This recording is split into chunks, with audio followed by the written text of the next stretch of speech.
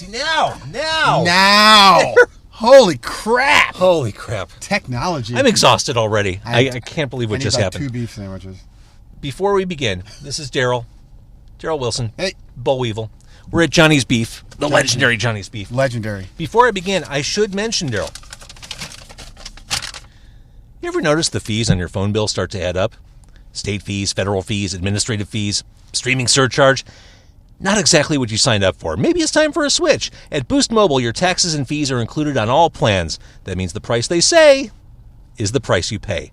Sorry, Metro PCS. Switch happens. Boost makes it easy to switch. Switching makes it easy to save.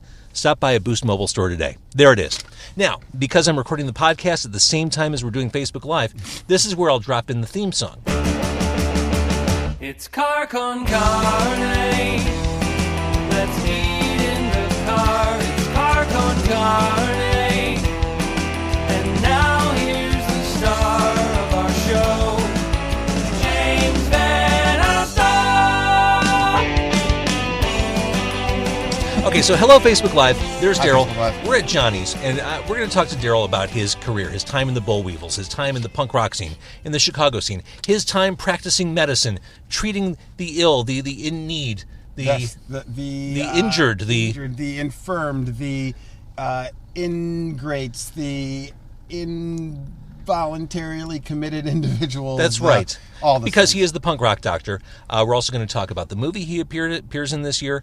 But first, we're going to eat messy beef sandwiches on camera. This is what you came here for. Oh, yeah. This is going to be good. Now, combo sandwiches. I wish there was a way that people listening and people watching could smell. The second you get out of the car here. Amazing.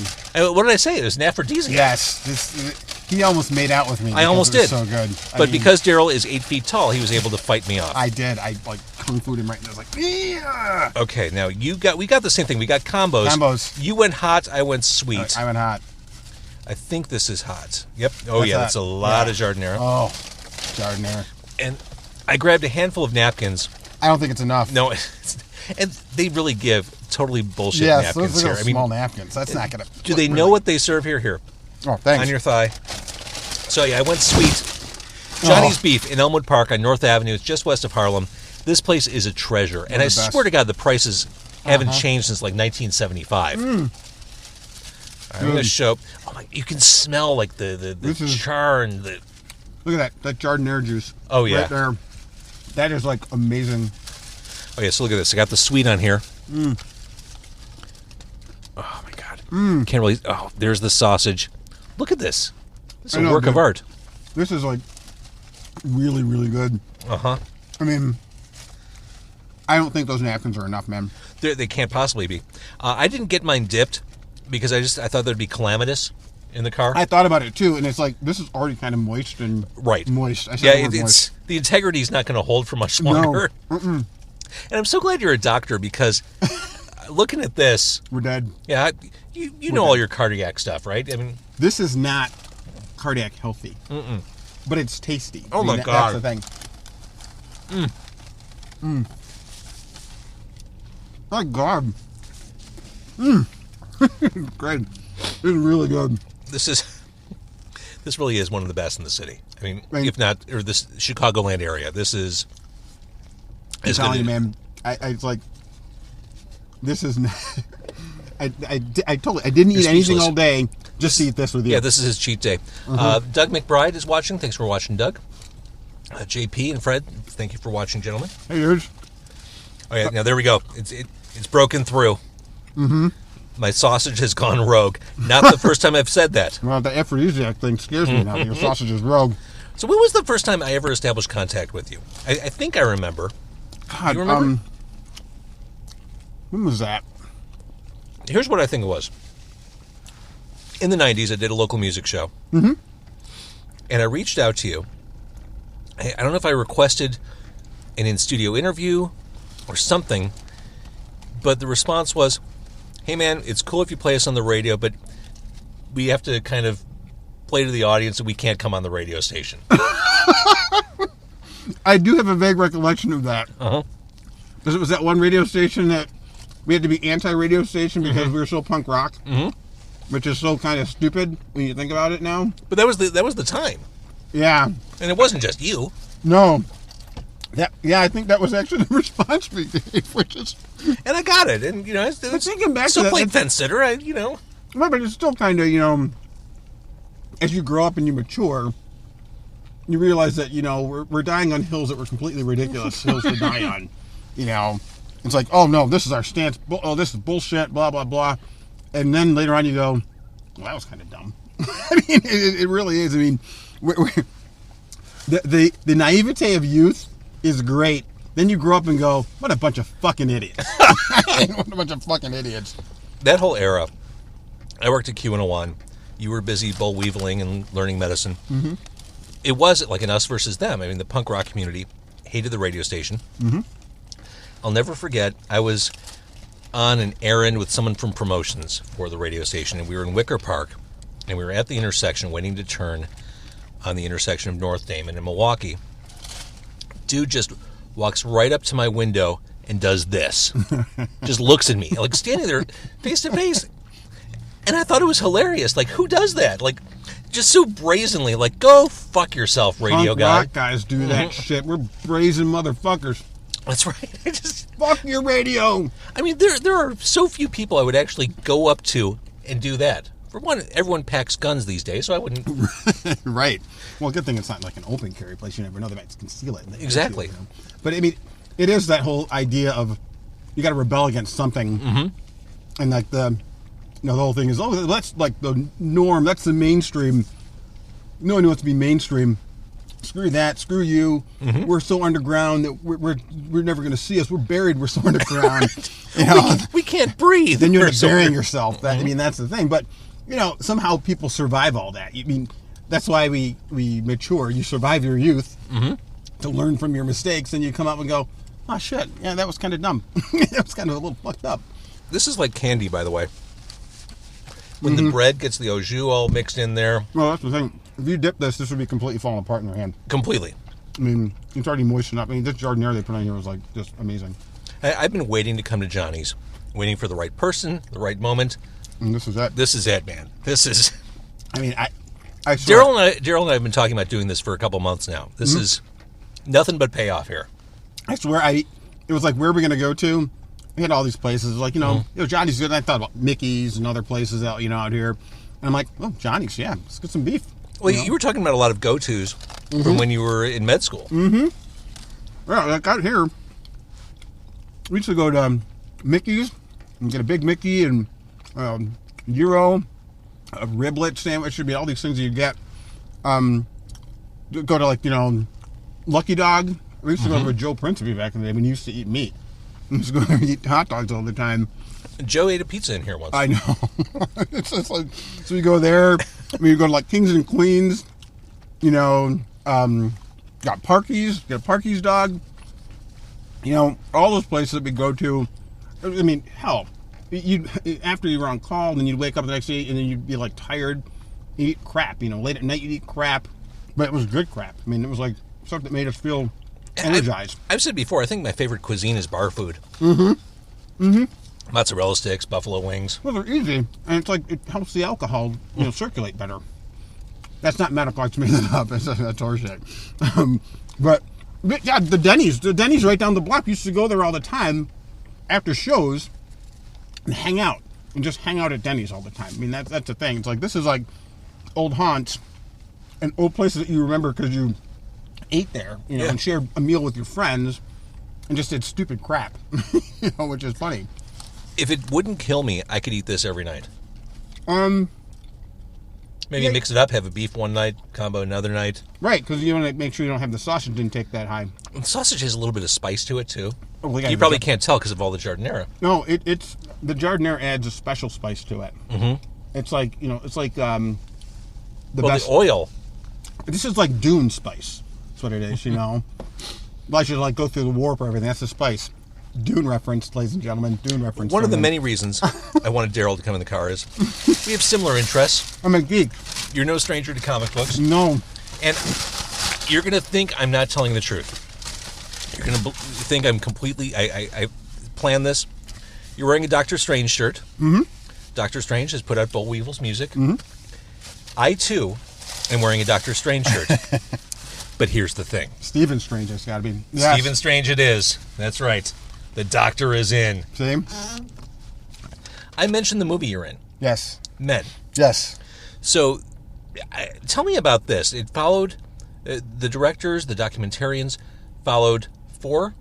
It's going to be a total of 6. So, it right now, so Men... Oh, see, I thought it was a single movie.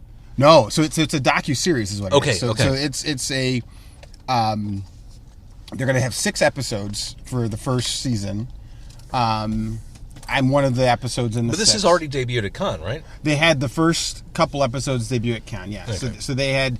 the very first episode was with the 2 brothers called the Moody Brothers, who are these cowboys who actually hunt wild pigs, in the nation.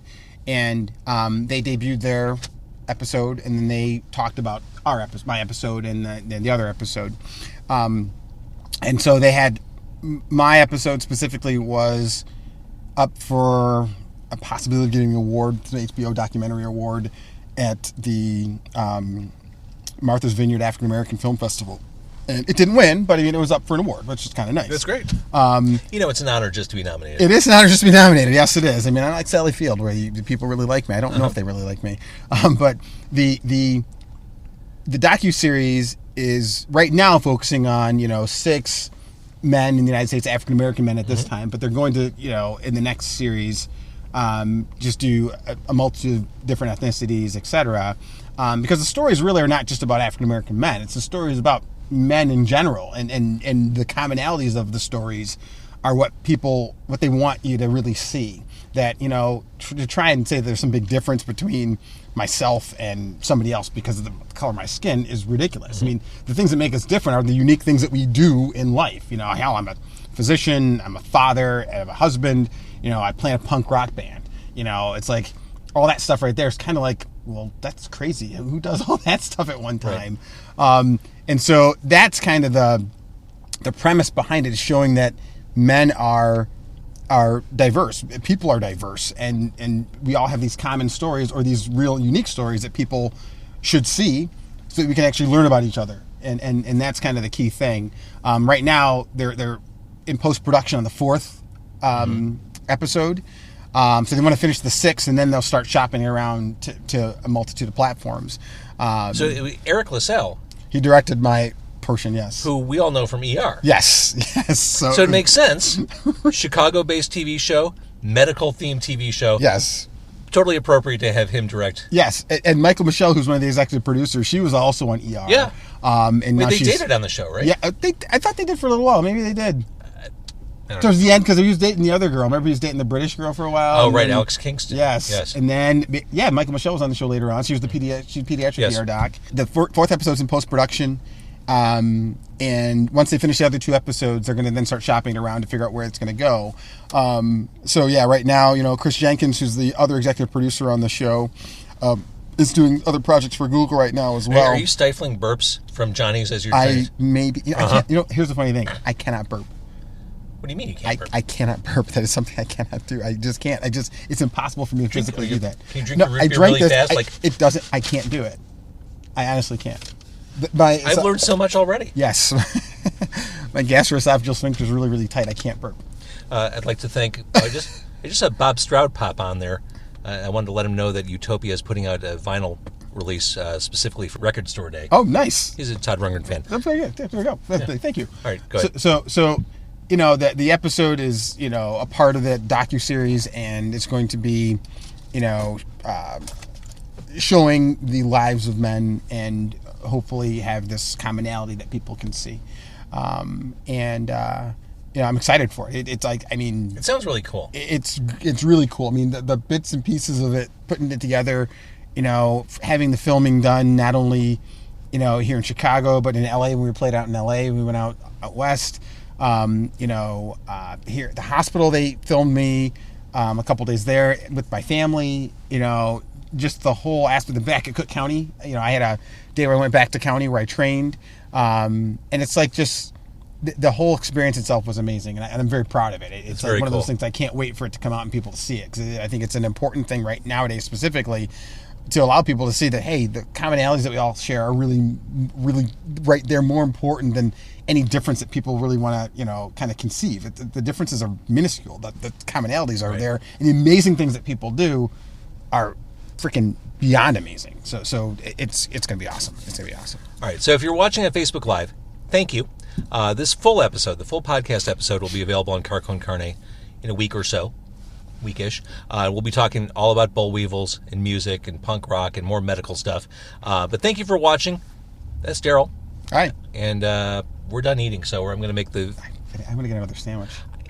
As I'm trying to wrap this up, when the video feed crashed, we were looking at each other, kind of sizing each other up like, what Should if we we were have to a get sandwich? another round of sandwiches? Would we look like gluttonous fools? I don't know. I mean... I don't get to Johnnie's that often. I didn't When I eat do, any, I should make it count. I fasted all day. I should eat 2 sandwiches. I need that. I'm 6'10". Well, you are. I need to So eat here's the more cliffhanger food. for you to listen to the podcast at home. Do we go and get more sandwiches? Find out on an all-new Car Con Carne. Mm-hmm. All right, thank you for watching Facebook Bye, Live. guys. We started talking about the 90s. Yeah. You guys got started at the very beginning of the 90s. Things took off for you. What do you remember most fondly about that period? I mean, the thing I remember most fondly about the 90s, I guess it's the camaraderie of the scene. You know how everybody has this whole thing of the scene and what it was. But it was more cohesive. It was, because it was smaller. I mean, that's the thing. You didn't have such wide access to bands. You had to discover bands in the old-fashioned way of listening to music and people turning you on to music. I mean, the internet wasn't like it was. I mean, it wasn't huge. There was nothing People like weren't that. trading MP3s. No. You had to sit there and say, hey, I have the 7-inch. Here's what this is. Yeah. Listen to this. You'd go to record stores. Yeah, and that was the thing. Like, I remember going to record stores with my buddies and just hanging out there. That's the thing you do. It was an experience to go.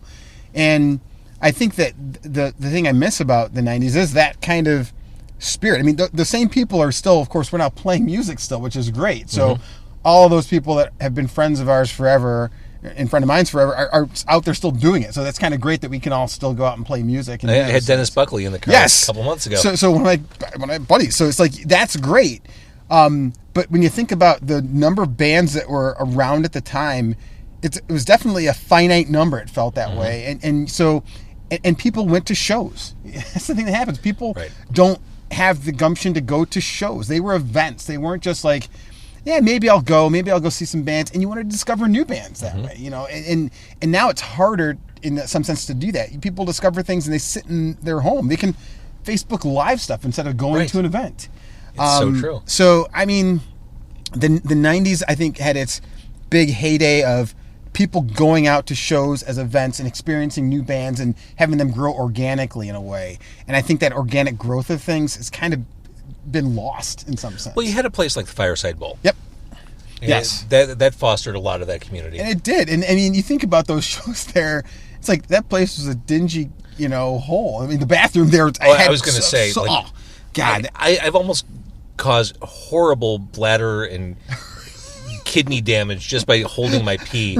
Anything it took to not have to go there. Right, because I mean, it was like it was like a hole in the wall almost. It was like things could come in and grab you and pull you through, like a chud could be underneath there or something and pull you through. So I mean, but it was like that was still our hole in the wall. That was our place to go and hang out. And then you made it. This is when you made it. You knew you made it when you played the Metro.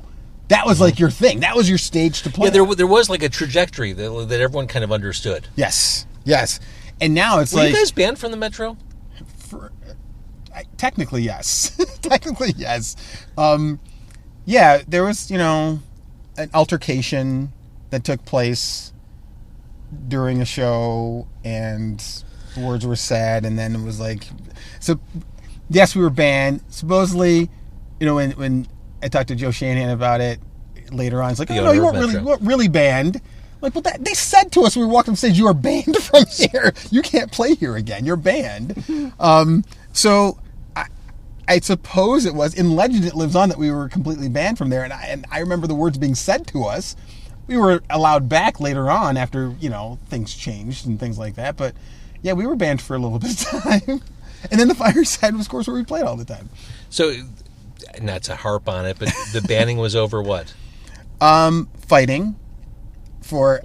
Okay, so there was a statement that was made that we don't want to have anybody stage diving or causing any ruckus. And I'm like, okay, as long as you don't kick people out, that's fine. Mm-hmm. So that was the deal that was made. No handshake, but a verbal deal. Right. Cool. So we start playing, and then people get on stage. Yeah. Particularly my best buddy Paul, bring back Paul from the record We've Alive. He gets on stage, he stage dives, and I believe he gets kicked out. Mm-hmm. Dennis gets on stage as well. Buckley gets on stage. Mm-hmm. He gets beat up and kicked out. So then it becomes a whole statement of, we're not going to allow this. People are getting kicked out, blah, blah, blah, F yous, blah, blah, blah. And so if people are getting kicked out, we do whatever the fuck you want, kind of is the whole idea. You know, inviting anarchy, inviting a rebellion, inviting a riot. Mm-hmm. So we say, fuck it, people get on stage, we don't give a fuck what you do. So people start getting on stage, and then it becomes more anarchic. The bouncers start throwing fists at people who can't fight back. Mm-hmm. Ken throws a punch at one of the bouncers and misses, but he was going to knock the guy out. Oh my God. And it then just degenerated from there. And then after that, I said a few words that were pretty raw. But I bet they were well articulated. I think I used a lot of, colorful words that probably did not match to a man of my intelligence at the time. So I said, yeah, F this place, things like that. And, I was young. Yeah. I was young. And full of piss and vinegar, anger, and whatever. And so we said, yeah, fuck this place, do whatever the fuck you want, blah, blah. I remember when this place used to be cool and blah, blah, blah, punk rock. All the, kind of that whole thing of people flipping off Q101, that kind of punk rock shit. And then so we then played our last song, and I said, fuck this place, we're never playing this place again. I throw the microphone down on the ground, and as we're walking off, yeah, you're never playing this place again. I'm like, oh, we're banned. Confirmed. So there you go. Was that you came? No, you came back. We did come back. Yeah. Well, what the rumor is that afterwards, Pennywise went to play there. I saw a Pennywise show. I didn't want to bring it up because I didn't want to convolute your story. I remember seeing Pennywise maybe in, 94, 95. Very similar stuff. Like they basically invited the entire floor on stage with them. So what was said, rumor was said to Pennywise is that, hey, we don't want any Bollweevils incidents happening here. I'm like, we have an incident named after us. That's amazing. Excellent. So I think I was at that Pennywise show. That was after we were banned for causing a ruckus. Oh my God. So that's the rumor. I can either confirm or deny it, but that is the rumor. Well, now, I remember there was weirdness between the punk rock community and Metro in the early 90s. Like I want to say, what was it, Ben Weasel? He tried to spearhead a full-on boycott of the venue. Yeah, so we that was the whole time when everybody had their factions and we were all signing these, little, this anti-playing the Metro, missive. And we signed it out of being naive and thinking this is the right thing to do because it's so punk rock not to do that. But then we're like, what is that? That didn't make sense. And then, it was Mark Ruvalo started doing shows there with Johann's Face and doing shows. And it was like, hey, we're going to start doing shows here at the Metro, kind of punk rock shows for a low price. And hey, let's do this. And so we're like, yeah, why not do this? We'll do this. So, of course, we signed a contract. Well, it wasn't really a binding contract. And then we broke it thinking, what the fuck? How more punk rock is that? Right. Whatever. So, so we decided to play the Metro. And I guess at the time there was supposed to be some show. We were supposed to play with Propagandhi, and then Propagandhi wasn't going to play there because the Metro had, corporate sponsorships and all this other stuff. And then it was like we looked like the bad guys because we were playing this corporate-sponsored place and blah, blah, blah. And it's like, you know what?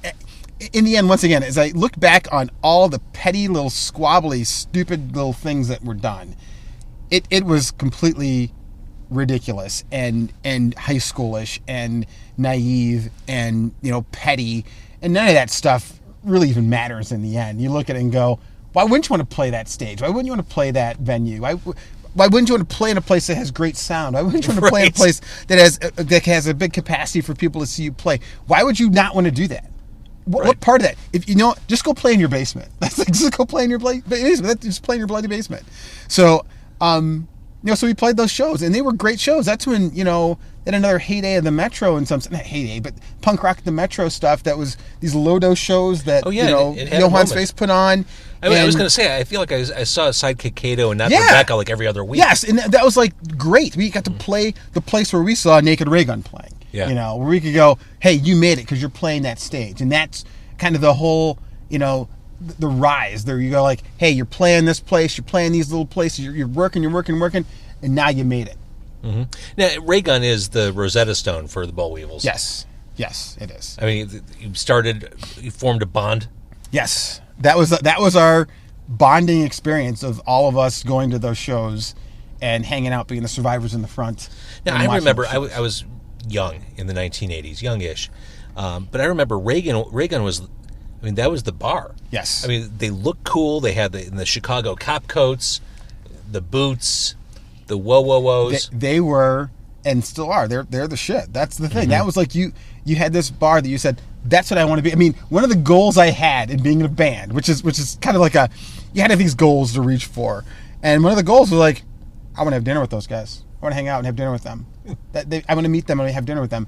And we had that goal happen. We were at Pierre's house for like the 4th of July and for other like kind of holidays and things, hanging out. And some of the best advice we had gotten was from John Kesdy, of Effigy's fame, who said to us, he's sitting there in this chair, and we're at Pierre's house.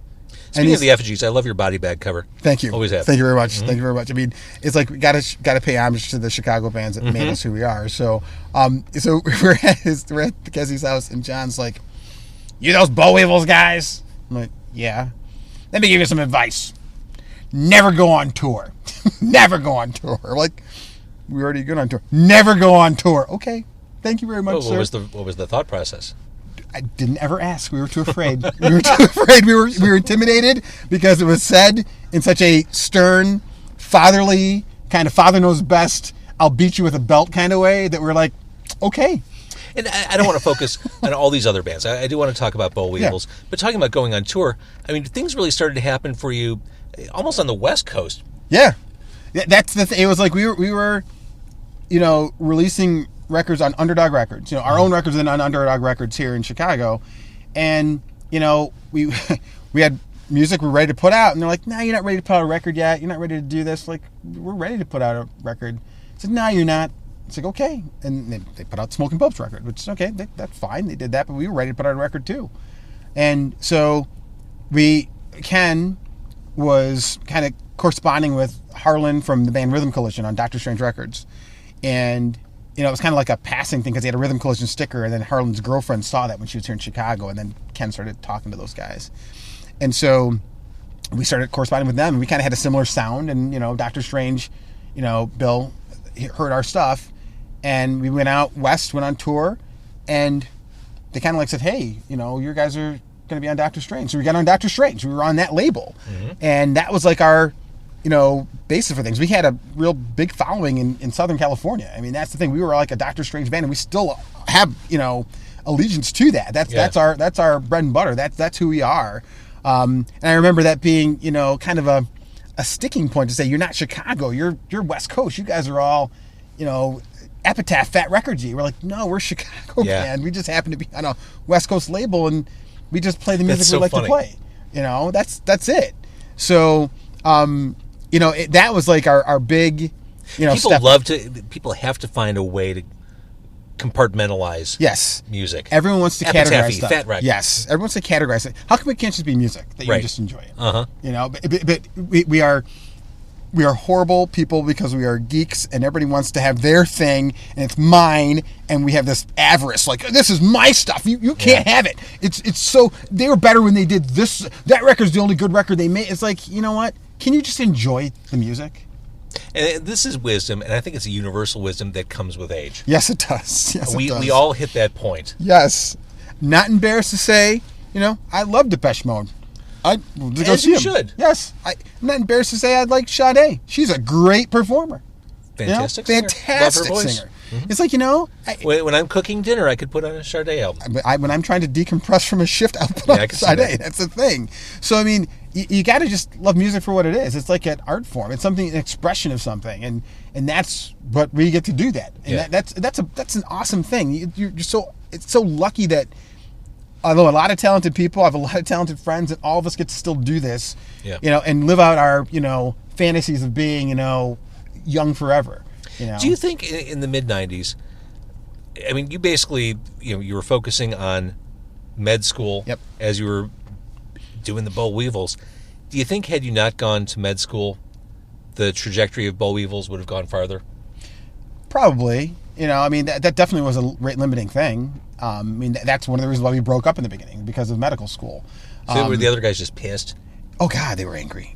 God, they were angry. Yeah, I mean, and part of it was my fault, too, because, you know, I didn't want to let them down, but I did. Because what I didn't do is I didn't convey enough that, you know, we were on tour, and I had to start residency. You know, I graduated medical school. I had to start residency, and I didn't really convey in the most, I guess, I don't know, upstanding terms to say, hey, you know what?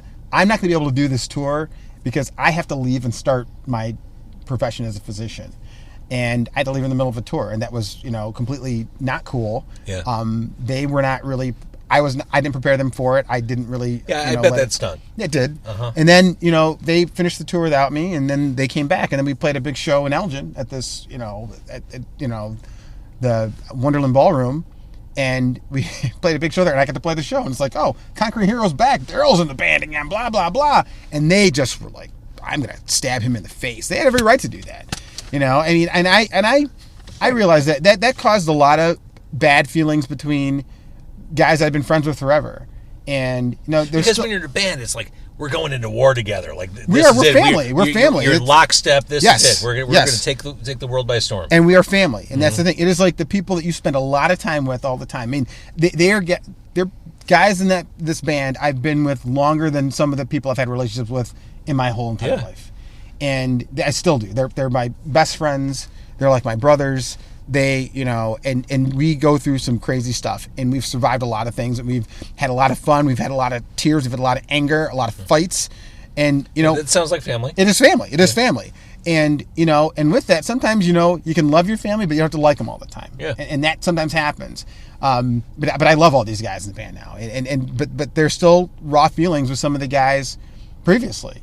Yeah. And, you know, I apologize for that. I'm sorry. And I wish it wasn't that way, but that's somehow how some people feel. You can't change how people feel all the time. But you can make them feel better about it by saying, you know, if any of you guys ever get a boo-boo, I can fix it for you. Right. That's true. I can do that. You know, and hopefully the boo was not really bad that requires my expertise in emergency physician. But I mean, if it is, I'm there for you. Right. And you can actually kill one of those guys and bring him back to life. Technically I could do that, but I mean, that would, if I couldn't, that'd be murder if they stayed dead, so that'd be a problem. That's true. Because resuscitation don't always go the way you want them to go, so it depends on what it killed you with. You know? But if you could make a zombie Bollweevil, I mean, that's punk rock. You know, don't get me thinking about this. Sorry. This is get me thinking about this.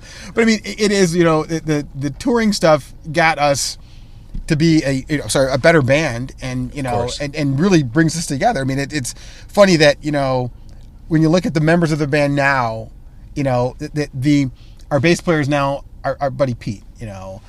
So Pete Mittler plays in our band, and Pete, you know, was our first driver for our first tour, and That's put amazing. In quotes roadie, because he always tells, I didn't carry any of your stuff. He didn't carry anything. He never carried anything. But, you know, he's been our friend forever, and that's like, he's in the band with us now, and it's so perfect because he's like us. Right. And he knows us. We've been through all the same stuff together. We've played in bands forever. We like the same things. We hate the same things. It's like, you know, and we can just laugh about things that are just outlandishly outlandish. And we can say one thing and we all start laughing about it. Or we can say something that's like, we can debate something and argue about it and still be cool at the end.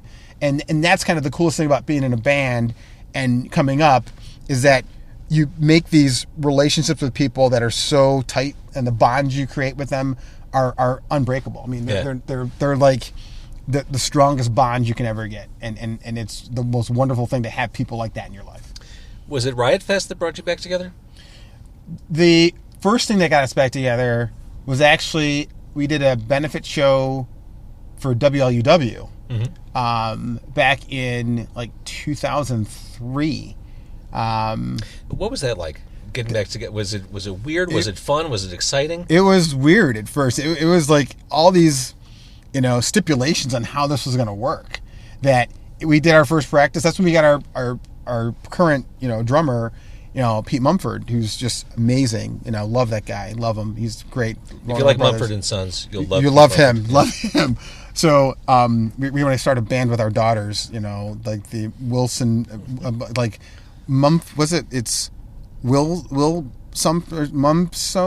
or something like that. Mumson, but so we're gonna figure out the name. But it's like he came in as our drummer, and we got it was Bob and myself, and then Ken, and Bob and I hadn't spoken for a long time. Ken hadn't spoken. Ken and I tried to do a little something together as a band that never really took off. And then we all got together and we went to a practice space, and if it sounded bad, we weren't gonna do it. And, seems like a good ground rule. And it sounded good. It was like, wow, this is really good. And so it felt natural to start playing again. And so we did the WLUW show, and it was like, we weren't going to play again. That was like our one-off thing, going to do it. And it was funny because, when we got out there, the Traders were playing the show, as well as Apocalypse Hoboken was playing the show. And over the address system we were playing, was at the Metro, they kept playing the statement I made, we're never fucking playing this place again, over and on a loop. We're never fucking playing this place again, over and on a loop. We're never fucking playing this place again. I'm like, well, I guess we lied. So there you go. So that was funny. It's like, that's the kind of stuff that can happen where all these people that have been friends of yours forever can make these personalized jokes to get you to say, remember when you said that stupid stuff, Daryl? Here it comes back to get you, because we remember it all, and here it goes. So but that kind of levels the playing field. It does. It does. It enables you to move forward. It does, and it's fun. And so when you look back on it, back in the day you could be petty and go, "Oh, this sucks. You're totally calling me out," but it's like it's kind of funny. You got to laugh at yourself. But Monica Ebley got us back together. Justin Prison, if you're out there, Justin, that Justin Schwarman, Justin from Underground Communique got us back together and got that show put up for us. So we did the WLUW show, and that was like our first foray back. And then we're like, we're not playing again.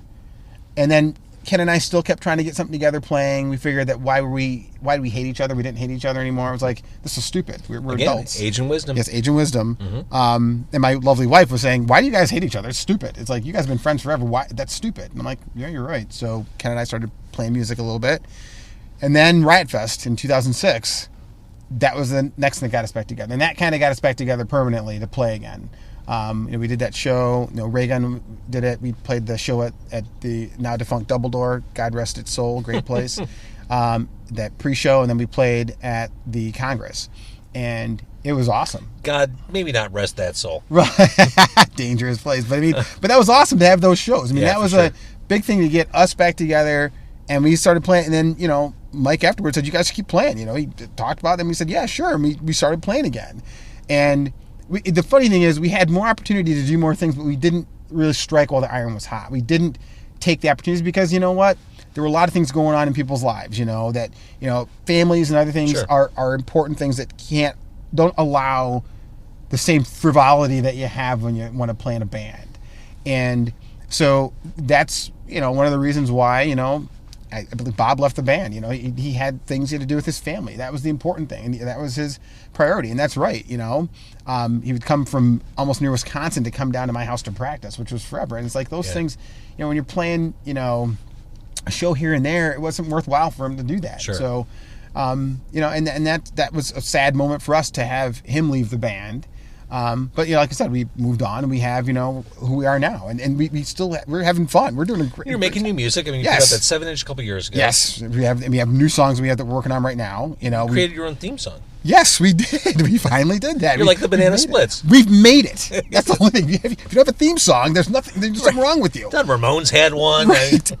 Every great band has a theme song. Now we've got our theme song, and it's an earworm. It gets in your ear, and it doesn't go away. So that's what we're doing. We're writing new songs. We've toured. We've gone out and toured again. We've gone internationally and played. I mean, that's the thing.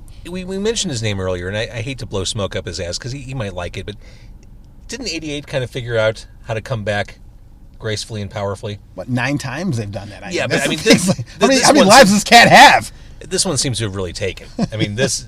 Yes, they have. I mean, I'm really, love Dennis. He's one of my best friends. I love that guy. We always refer to each other as Skip from Stir Crazy, by the way. If nobody knows, Stir Crazy, great movie. One of the best movies ever made, Stir Crazy.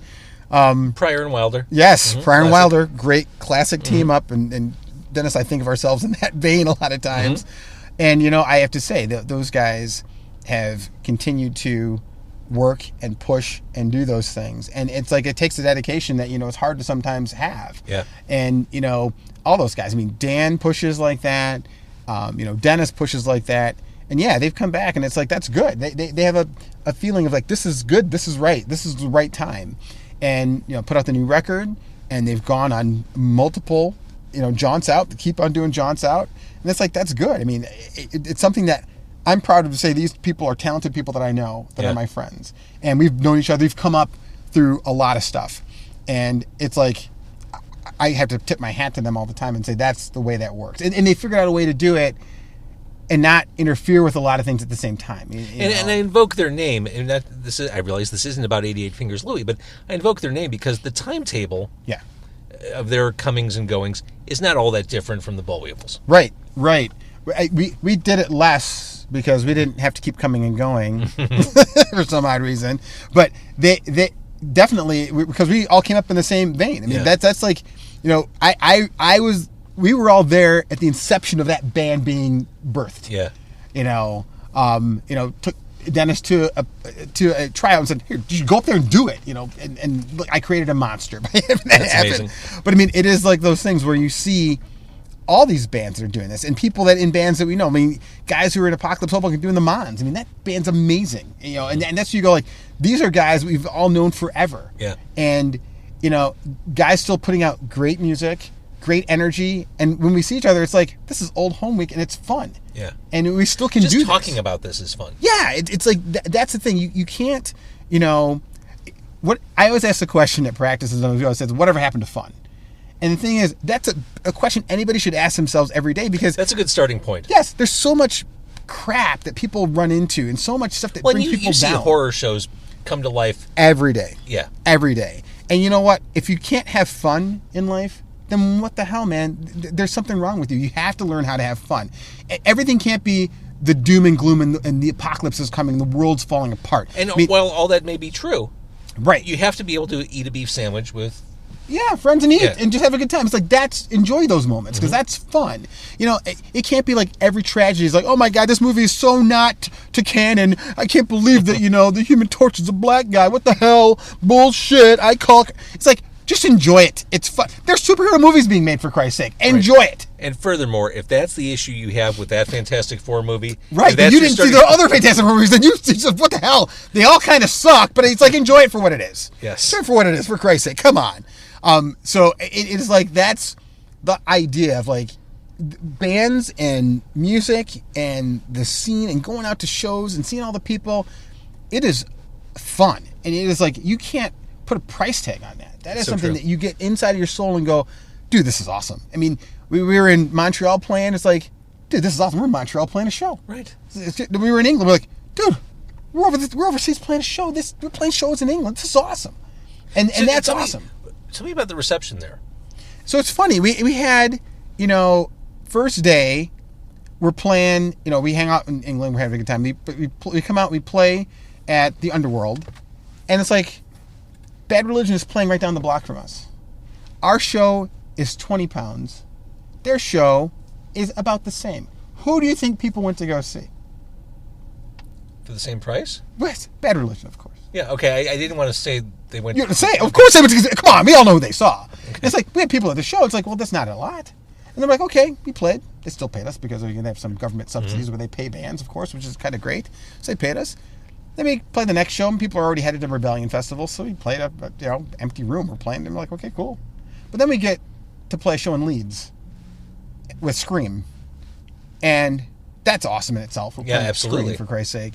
And then it's like, well, this show is amazing. This is awesome. This is great. It was amazing. Guy didn't try to pay us, and we had to threaten him, but we got paid. So that was good. Don't try to take money away from the 7-foot-tall punk rock singer. No. Chicago was invoked multiple times. Do you know what happens in Chicago? That's right. Have you seen the news? Yeah. We're all murderers. You don't realize we all are murderers. So, You just made me snort. Yes, we did invoke the Chicago card of we are all We're murderers. all murderers. So then we went to Rebellion, and we played Rebellion, and we played a room that was a 500 capacity room.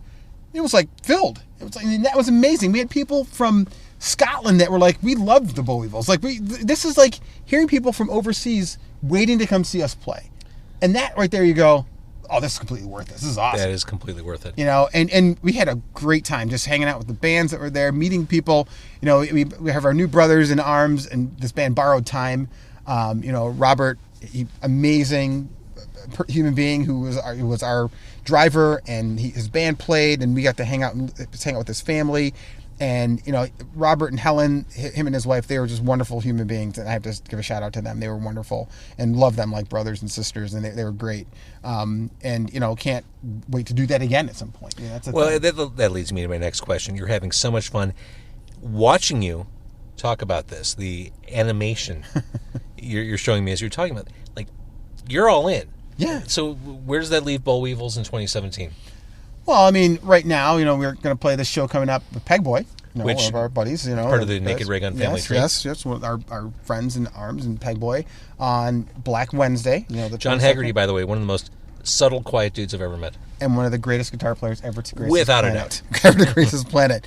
And yes, John's birthday today, by the way. Happy birthday to John. We're recording this in mid-October. Yes, in October. Yes, if you prefer. Happy birthday to John. Mm-hmm. So we're playing with Pegboy on the 22nd, and that's November 22nd. That'll be one of our shows that we'll play, and then we're just looking to record new stuff, get our recordings done, keep ourselves in tune, and then wait till the next year. I mean, right now, the big things that I have going on, my wife was ill, so making sure that she's well, got to make sure the family's all good, and make sure those things, because we had a pretty busy 2017 when it comes down to it, and got to make sure that you take care of the family stuff first, and then you can do the other things afterwards. But I mean, this is my outlet. I mean, that's the thing I do. This is my outlet in the band. But I'm sure. I mean, we haven't said it enough in this interview, but I mean, you are a medical professional. You oversee an emergency room. Yeah. So you see some shit go down. Yeah. So you need to scream and yell and thrash on stage. I do. But and that's like just one aspect of things. Mm-hmm. But the reality is that the other parts of me that are super important is like I'm a husband. I'm a father. And those things are important. I got to make sure that my wife's good. I got to make sure my kids are good. Yeah. And make sure that they have, dad who can, provide to them and give them teaching about stuff. And I mean, they love music, which is really good. And, my youngest said, I want to be a rock star. I'm like, don't say it to your mother. But it's like, that's kind of the stuff that you have to also prioritize too. And it's sometimes hard to juggle all of it. To juggle, the life as a physician, life as a husband, life as a father, and then add in life as a guy who plays in a rock and roll band. You're busy. It's busy, and it's like things get juggled around. Sometimes things get dropped, and sometimes things get partially broken. You got to put them back together, and you can't let any of that fall. Learning how to juggle those things is kind of the key thing, and I guess I like to juggle, but it's sometimes hard because some people look at you and go, "You're not paying enough attention to this." Or you got to pay enough attention to this. You're not paying attention to this aspect. It's hard to do everything great. Right. It's much easier to do everything okay. Right. And that's where, you sometimes have to be put into check and say, you know what? And that's what it takes. It takes, a wife to put you in check. It takes your kids to put you in check. Yep. It takes, the sobering things of your profession to put you in check, But then at the same time, you need to be able to say, I need to check out of this for a second and do this to make sure I can be capable of doing all these other things at the same time. Completely get it. That's what this podcast is for me. Yeah. So I completely understand. Right. This is my release. But it is, you gotta be cognizant of this stuff, because sometimes you can lose sight of it, because it gets like, oh my God, the fun of running around playing a show is great, but it's like afterwards you still got to deal with like getting up at 6 a.m. for your kids. Right. You could like be an absolute fucking rock star on stage. But the next morning, you're still dad. Right. You still have to get food on the table. Right. It's hey, like rock star, get out of bed. It's time to take care of the kids. And you know what? And that wouldn't be able to happen if I didn't have my wife was not the one who was awesome. I mean, if I didn't have her to do and help out, I'd be a freaking mess, a failure. You know, that's the thing. You got to have that other partner. And so, you know, got to give shout outs to her for being a patient and, you know, really overly patient sometimes individual to say I can still do this stuff. Should I thank her for letting you hang out in the car? And Yes. Thank you.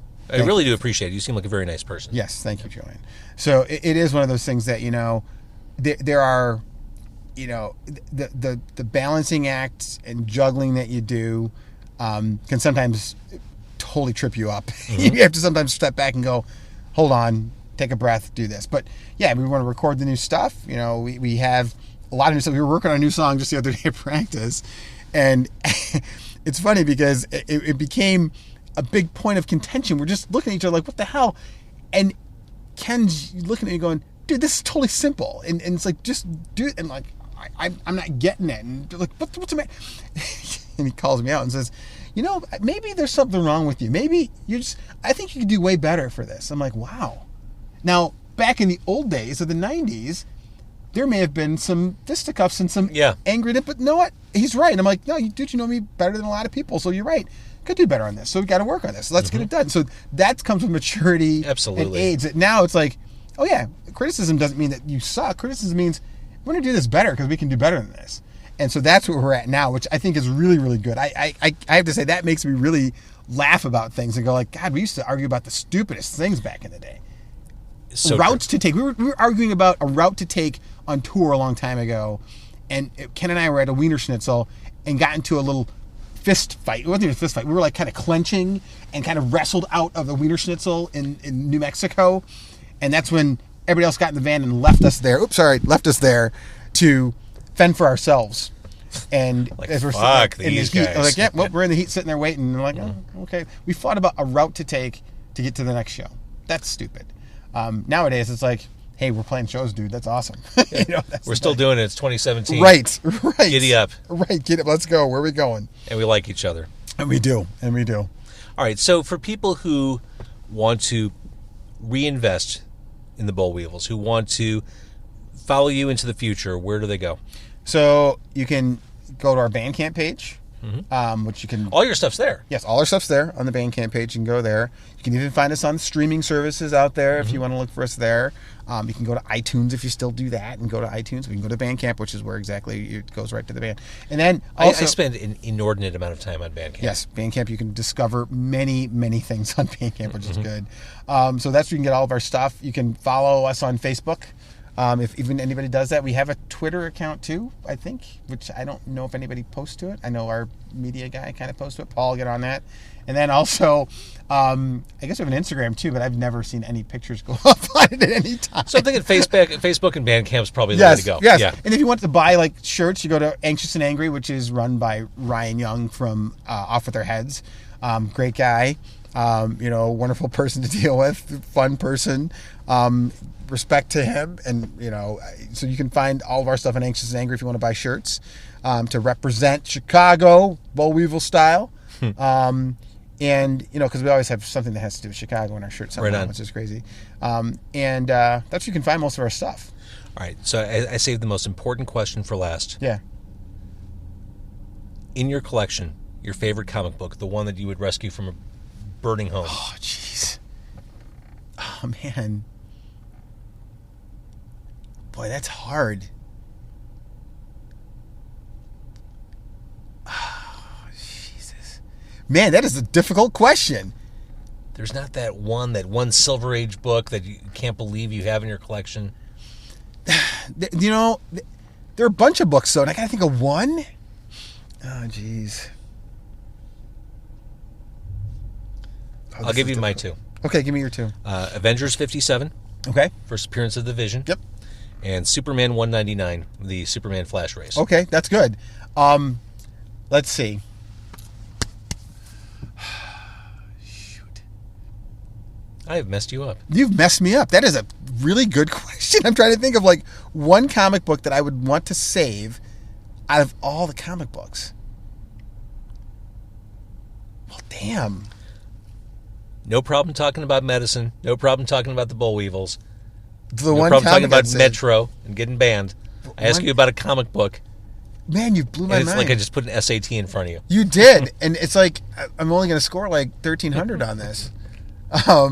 That's not a bad score, but that's. I mean, shoot, you're killing me. You know Okay, what I think Hold this on. means? It means you don't even read comic books. You're You're an a asshole. poser. That means you're an asshole. Is what that means. Maybe I read too many comic books. Maybe I just read too many. Maybe I read too many comic books, sir. And I can't think of just one because I have multitudes that I'd like to save.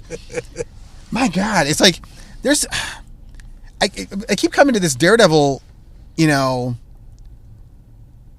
I can't remember the number of it. It's the one where his radar sense goes crazy, and he has to go back to meet Stick. It was in the Miller time when Miller's writing Daredevil. I have a whole run of Daredevil. For a while back, maybe 15, 20 years ago, I said, I'm going to try to collect every Daredevil comic. I don't know why, because a lot of those runs are just awful. Right. But what really inspired me, I found Daredevil #1 on eBay in absolutely horrific condition. Cover hanging by a thread, chunks ripped off, like marker on the back. I think it was $15. Wow.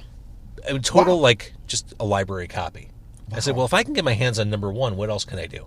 So you started searching. Started searching, like, oh, Daredevil #7, the first red costume. And Right. So I'm trying to think that Daredevil, but I can't remember. It's a white cover, and Daredevil's jumping up, and he's got his. I think I know which one you're crazy. talking about, yeah. And that's like a comic. I bought that as a kid from a drugstore, like off the rack. Off the thing. spinner rack. Yeah, off the spinner rack. Yeah. And I remember we were going on a road trip. Like my family was going on a road trip, and I read that thing like cover to cover multiple times, just reading that, and it was like Daredevil was a character I never really got into until I read that, and I'm like, Daredevil's awesome. Daredevil's awesome. And so I'm got my Daredevil pin on right now, and so I'm like, that's the comic I would try and save. There's like we had a comic. There was a misprint of a Thor comic where he fought the Midgard serpent, and it's misprinted. It's printed backwards, and they're like a bunch of copies that were misprinted backwards that my brother and I got. So it was like a manga. Yeah, so I'm like, this is crazy. It's like printed backwards. I'm like, so he bought a bunch of them. They're probably not worth anything, but it was a cool comic. And then there's Well, do you remember the first one you ever got? first comic I ever got. It was Spider-Man, and you remember the Punisher, where the Punisher's like targeting Spider-Man. Right, that's. I think that was his first appearance, right? Yep, that was we have that. 129. That's one of the first comics I got. That's pretty cool. I don't have it anymore, which is ridiculous. It's one of the first comics I got. The first comic book I ever got was Defenders #4. Wow, wow, And I think that was the first appearance of Valkyrie. that's crazy. And then going back to say the comics that then kept on coming in, I remember we had that comic, and the thing that we did, I remember getting a Kazar comic back in the day. It was one of the first comics I got. It was Kazar. I remember having that, and my brother and I, as little kids, not knowing what the hell, we would color them. Just color them. I'm going, that was kind of dumb. It's so interesting you say that. Marvel and DC, for a while, I think they both stopped doing it. They put out these black and white trade paperback collections of all their old comics. So You can color them. I thought they would make amazing coloring Yes, books. there would be. Like that would be the coolest. Coloring books aren't my thing, but I thought, man, if I were 7, 8 years old, I'd probably color the shit out of those. Yes, you probably would. You probably would. So Kazar and that Punisher first appearance comic were like two of the first comics I ever had. That's cool. And that Kazar, I remember coloring that, running with dinosaurs and all that crap. It's like, Kazar in the Savage Land and doing his thing. Yeah, like, yeah. Coloring. But then it's like, as I got older, like comics became like, this is like, picking up Moon Knight and it's like funny. It's like you think, oh yeah, Moon Knight's like the Batman of the Marvel universe. He's kind of a weirdo, and he's really not. I guess Daredevil's more Batman in a sense, but I agree with that. But Moon Knight is kind of Batman because he's got the rich persona, and you can do all the. He had multiple personas, which I always thought was the coolest. Yes, and it's like then playing onto his whole idea of having multiple personalities and being insane. And is he insane? Is he not? Which I still like. I still like Moon Knight. Don't get me wrong. Moon Knight's a cool character. I still love him.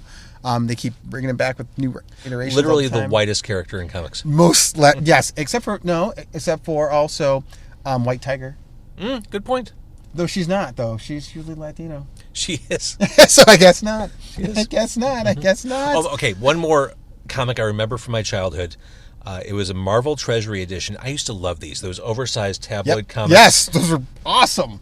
There was one. It was The Deadly Hands of Kung Fu, and it was a reprint of Marvel. Marvel had a lot of martial arts magazines, and it was a team up between Sons of the Tiger, Shang-Chi, and Iron Fist. Yes. And they fought Fu Manchu. Yes. And it was the most awesome fucking thing ever. And you think about the comics in that time, when you think about the way they were written and the whole camp of them, they were totally like some like blaxploitation movie kind of things. When you think about all the things, like with Luke Cage and Luke Danny Cage Rand was pure blaxploitation. Yes, totally. But I remember though having those comics and have buddies of mine have those comics and going like, but that guy was cool because he was like a black character. Look at this guy. He's like the only one of the dudes. Well, that's true. I was going to say, growing up, there weren't many black superheroes. No. It was the Falcon. And here's the weird thing. I mean, back in like the 70s, all the black superheroes had black in their name. There was Black Lightning and Black Goliath. Yes. Like, you don't know that I'm black already? I just can't be Goliath. It's like, how messed up is that? What the hell is that? It's like, please. Let me just first preface this, guys. Black hero coming through. Look out, Justice League, I'm ringing the doorbell. Black Lightning's here.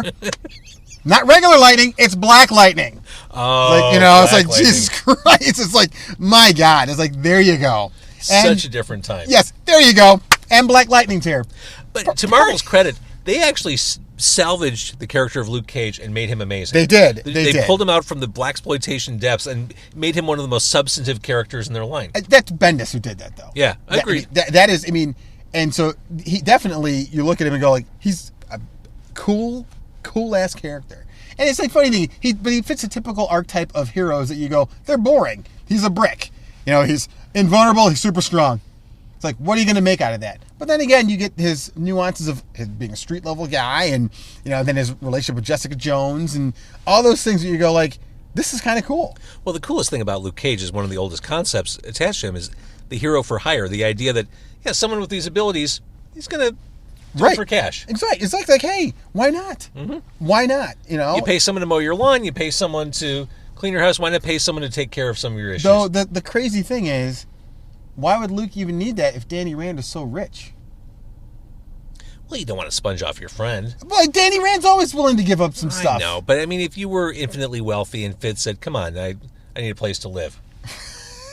I mean, then again, isn't that what friends are for?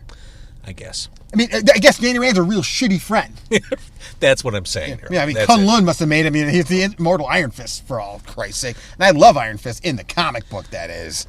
All right, so we have... Thank you, because the TV show sucked. I've delivered on the promise I made to myself and nerded out at the end of this interview. Yes. Thank you for that. No problem. We've covered everything. I think you're awesome. This is long overdue. I'm so glad we got to do this. Yes, this is awesome. And I'm glad we got to eat beef sandwiches. And enough time has passed. Where do you stand on the return visit? Oh, we got to go back and get a second beef sandwich. Okay, I knew it. What the hell? It's like, it settles in and you realize that my hunger has not been filled. I'm like Galactus. Old Galactus. Not the one who's bringing life. I'm talking about old school Galactus. Daryl hungers. I hunger. Well, I'll be your herald. I'll be your Terex the Tamer. I'm going to get my purple suit on and walk around with a big purple helmet on and my purple apron. I am so glad we're both spoken for because neither of us would get laid after this conversation. No, God, no. No. God, no. Comic-Con, we'd have the Comic-Con smell on us already. We're done. All right. Dude, thank you so much. Thank you, JBO. This is awesome, man. Appreciate it, man.